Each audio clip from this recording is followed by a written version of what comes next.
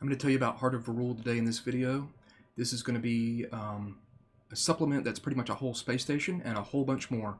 So it's for White Star, but you could use it with any OSR game, and I'll even tell you how you could use it with a whole bunch of other stuff too. This is a new product that just came out. It's by Spahn and Small Niche Games. You know, I've done a bunch of videos for Pete. He is a buddy of mine, and I did some of the editing and proofreading of this product, just to go ahead and be transparent with that. But I'm going to let you know a little bit what happened with the Kickstarter and everything about the product should you want to check it out.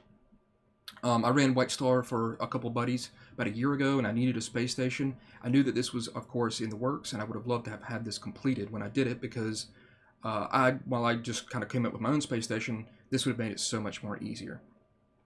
So let's start. Here is the cover, and this is Heart of Varrul Special Edition. Pretty much what Pete did was he put out a normal Heart of Varrul. It's about 200 some pages. And then he put out Heart of Varrul Special Edition, which is about 330 some pages. And that extra content is 6 adventures set in this setting. And you can get just those adventures if you want. If you don't want the special edition, you can get those separately. It's I believe it's called the Rule System Adventure Pack. And so you can have those separately if you want. But this PDF here is the special edition.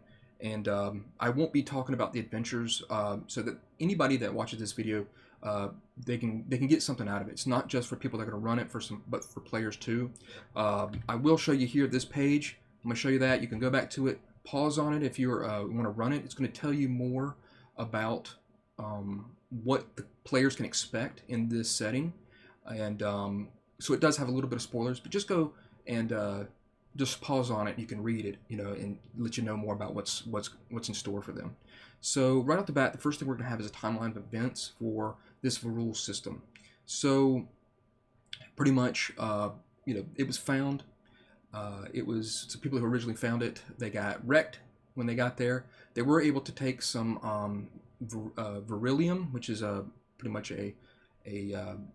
an ore that's, you know, very strong, very dense, but very lightweight, and of course it's going to make a gold rush. So in essence, this planet Varrul, turns into kind of a Wild West, like a space western, a gold rush, if you will, to try to get to Varrul. And so a bunch of companies sent space stations and ships, big mining ships there, and all of them pretty much got wrecked, except for the Tathki space station. It's an old SkyMall 5000, and in essence it is older, but it's more durable. But it's full of seedy people. It's dark. It's dirty. It's, you know, it's full of scum and villainy, like we all know.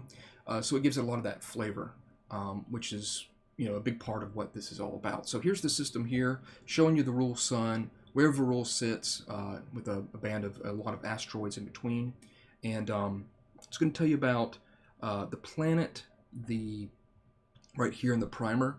It's going to tell you about the hazards that are in the system. Should you fly into it? Everything you need to know about like sublight travel, faster than light travel, because it's a very volatile, very dangerous system to be in. What happens with your sensors and your comms, as well as weapons and your shields. Dealing with asteroids and then random encounters are you know, in the system. And then so here's this great little map here showing you kind of the 3 different atmospheres. The upper, middle, and lower, the Tathki station where it sits in the upper atmosphere, and then of course the core of the planet. This is a gas planet, and there are floating kind of like islands of rock amongst it, and on those floating between there are these alien creatures that are almost kind of like cattle. So you have these sky ranches that go and kind of herd these space cows. They feed off like a plankton, like a space plankton that floats amongst the clouds and the planet. There's a lot of volatile things that happen in the planet system, kind of like ion storms, plasma, stuff like that can really wreck ships and stuff. So it's very dangerous. So Tathki Station's obviously the meat of this whole book. And it's going to tell you everything. You see right there, it starts off with, you know, telling you about the station. You know, right there it says the station systems have grown more and more unreliable, flickering lights, leaking fluids, dim halls. And one thing that's neat is this whole place is overgrown, and it says tangled growths of uzaki vines. Now these vines kind of grow everywhere, but luckily enough, they can be mashed together, pretty much smashed and turned into like a pulp gruel for everyone to eat.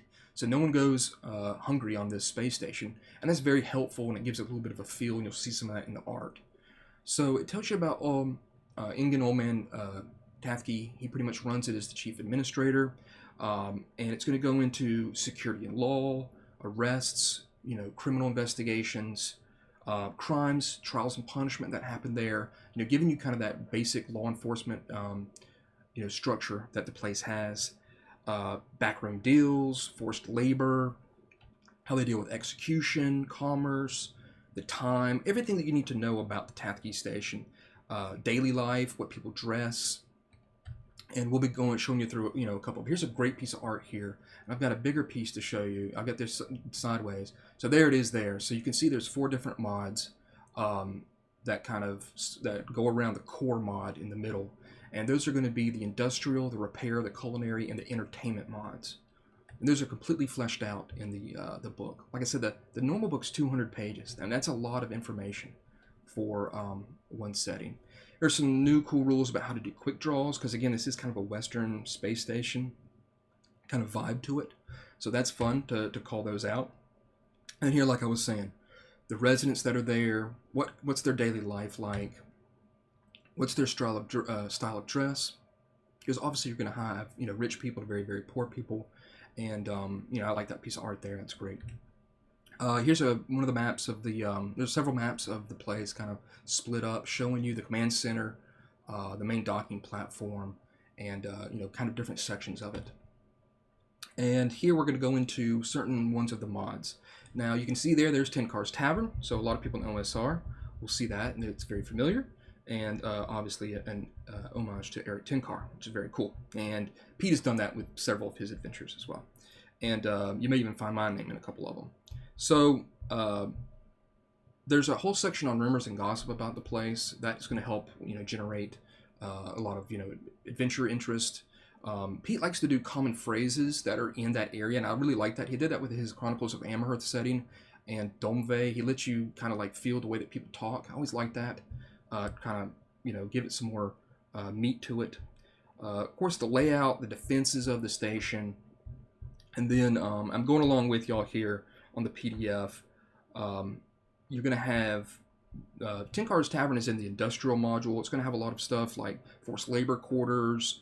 That stuff that those Uzaki vines are kind of pulped together and made almost kind of like into a burrito, and those are called chilcos, and those are served. There's a stand there that you can go and get those for food. There are brothels and of course seedy bars and stuff like that.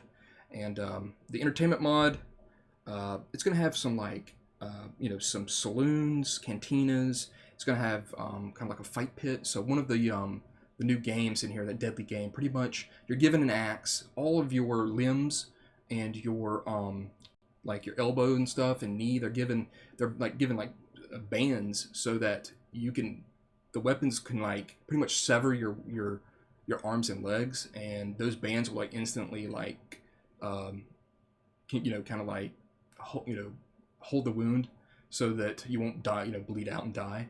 So it's kind of like this crazy game sport where you kind of chop the other person's limbs off. So kind of crazy. And there it is, the picture there of it, as you can see the bands on their like ankles and knees and stuff. And apparently like the bands kind of attract the axes. So very neat. So right there, this cantina, it's on a roof. So it just, everything you need to know about it, in this type of mod is going to be there. Here is the Culinary Mod. Going to have tons of stuff about their fresh market, their theater, different types of eating establishments. Again, telling you about the shops and businesses. Everything you need to know. You can see the paste kitchen where they do that Uzaki paste. Pleasure houses. And then there's a whole section on new equipment. Atomic duster, atomic outrider hat. Again, giving you kind of that Western feel to it. Great piece of art here. Really like this. One of the first pieces that Pete showed me. I thought it really, really did a great job at showing you kind of the domed ceiling, the Uzaki vines kind of growing amongst it, and just kind of the, pools of water, the dirt, and stuff like that. So, really thought that was a good, kind of piece of art to really show you what this station's all about. So, the next section is going to be all about the new factions and NPCs. So telling you all about Old Man Tathke, his history, and there's 100 NPCs in this book, 25 different factions, mercenary companies. There's going to be, you can see the Sky Ranchers. These are the guys, they're called Hujars, pretty much those floating type of aliens, creatures that are kind of like cows, and the different type of Sky Ranchers and the ranches that are there, and the outfits that they have to try to get those. There's Sky Gang bikes that float around, they're causing trouble, obviously, as well as kind of like this, almost like a skateboard, whatever they're called, that goes around the station, kind of punks and gangs. So obviously what brought everybody here was Virilium, so it shows you here how you can use this ore to enhance like your ship, your personal armor, stuff like that, weapons such as a star sword, well actually used against a star sword. So it tells you about how much the price is. It really breaks it down between the nuggets and the little bits of it, all the way up to big chunks of Virilium. So it's just a great thing to kind of add a little bit flavor while they're there. So it tells you about the nugget. Again, great art. Here's some of those sky bikers. And the next thing we have is more of the businesses, the miners that are there. There's a bunch of companies that are there, private mining companies trying to get this Virilium, mercenaries. They go on bug hunts. I'll tell you about them in a little bit. Again, another great piece of art here that shows you kind of the way that the station is. There's new classes. The Beastmaster. Really enjoy that one. There's the Jack of Stars, kind of like a jack of all trades. Like he's a card sharp, a gambler, a scoundrel. So that's good. They're kissed by Lady Luck. And then there is the Star Preacher. So obviously, kind of spreading the word across space, and they found themselves here in Varrul in the Tathke station. There's a section on new vehicles and starships. I believe there's 7 total new ones there. And then a whole new section on, of course, new aliens, plants, and creatures. And of course, this is something that you would expect, and this is really fleshed out. I love this piece of art up there, them kind of dissecting this thing. And I like this alien here. I just think that's neat, the kind of the way the eye is, and it looks like it's kind of made out of mud, and just a great piece of art. And then those are those Hushars. I think that's how it says it, Pete. I'm not sure. And they kind of remind me of the things that float around in Morrowind, that kind of float around, and they can protect themselves, but they eat kind of like a space plankton, which is pretty neat. And then here it's going to tell you more about the skies of Varrul, how it deals with the sensors. Anytime you have to go up there, the hazards you might face, such as flammable gases, ion surges, plasma storms, the effects of plasma, and just really trying to make it a dangerous environment where a pilot that's really good pilot is going to be very, very helpful to have while traversing the skies of Varrul. Great piece of art there, and it shows these bugs kind of coming in on these guys, and that's going to be the tick. And there's a whole section here about the native primitive race that's here on Varrul, the tick, and he has really, I think, outdone himself by really fleshing them out, telling you all about their culture, all about how they look, how they adorn themselves, kind of their views, and they're not just pretty much like a Starship Troopers type bug. They really have a culture about them, and they're unique.